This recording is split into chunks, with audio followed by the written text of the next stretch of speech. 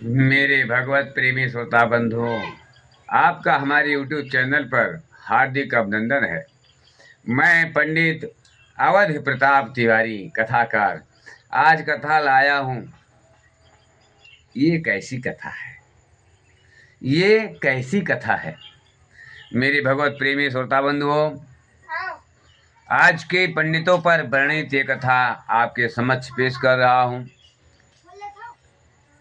अगर हमारी बात से सहमत हैं तो हमारे चैनल को सब्सक्राइब करें और कमेंट में लिखें जय सिया राम।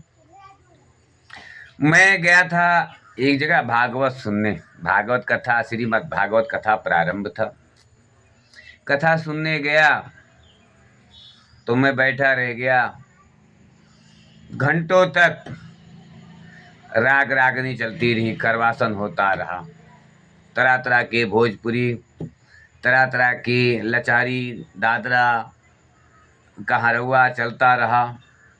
मैं सोचा अब कथा प्रारंभ होगा। कथा सुनने के लिए मैं बैठ गया, इंतजार करता रहा। पंडित जी आई तो उनका कोई स्वागत करने के लिए नहीं खड़ा था। गुस्सा में हो गए, क्यों हमारी इज्जत नहीं हो रही, ये है वो है। अरे भाई, आप कथा सुनाने आए हैं। फिर लोगों ने, घर के मालिक आए, पंडित जी को मनाया धनाया, फूल का हार पहनाया और 551 दिया। तब वेद पर बैठे हो, चौकी पर बैठ गए, वेदी पर, और चारों तरफ देखने लगे कि इसमें पैसे वाला कौन है। पैसे वाला अगर दिखाई पड़ता है तो अच्छा कथा सुनाओ ताकि कुछ मिले भी। और ये मुर्दों को कथा सुनाने से क्या मिलने वाला है, ये तो वैसे ही पहले मरी हुई है। जय सिया राम। तो पंडित जी ने कहा, वेद पुराण ये लोग सुन के क्या करेंगे। दादा दादी, नाना नानी की कहानी कहना शुरू कर दिया। इतने में एक हाई फाई आदमी आ गया, गाड़ी से बैठा और गाड़ी से उतर करके आया, बैठा। तो पंडित जी भी कथा रोक करके कहने लगे, भाई साहब आपका स्वागत है, सौभाग्य हुआ आपके चरण पड़ गए। तो मेरे मन में विचार पड़ा कि भाई इतनी बड़ा कथा हो रही है, व्यास गद्दी पर बैठे इंसान ये इंसानों की जयकार कर रहा है, ये तो पंडित नहीं हो सकता। जय सिया राम मन में विचार किया मैंने। फिर ठीक है, मैं देखता रहा तमाशा। अब वो आते ही 100 रुपया लहराया तो चेले ने ला करके दिया बाबा जी को कि फलाने ठाकुर ने 100 रुपया दिया है। अब पंडित जी ने सारा कथा रोक दिया। फलाने भैया जिंदाबाद, अरे ये खानदानी दानी हैं, इनसे बढ़कर दान संसार में देने वाला कोई सोचता रहे। अरे ये इनके द्वार पर जिसकी कहीं भी झोली ना भरी हो, उनकी झोली इनके द्वार पर भर जाती है। ये बड़े महान आदमी हैं, ये बहुत नेक विचार के इंसान हैं। क्यों इंसान है नेक? 100 रुपया दे दिया है। बाकी वो खराब हैं जो पहले से कथा सुन रहे थे। जय सिया राम। जो बैठकर कथा सुन रहे हैं वो सब बेकार है। नेक वही है, अच्छा वही है जो पैसा दिया। तो पंडित जी को फिर उन्होंने 500 का नोट दिया। फिर पंडित जी उसका आधा घंटा तक गाते रहे, सुखी रहे परिवार तुम्हारा, भरा रहे भंडार तुम्हारा, सुखी रहो, संपन्न रहो, राज करो, ये करो वो करो, और तुम्हारे जैसा अगर 4 जजमान मिल जाए तो हमारे जैसे पंडितों का कल्याण हो जाए। सारी वेद पुराण की कथा रोक कर प्रशंसा करते रहे। काफी समय तक प्रशंसा चलता रहा।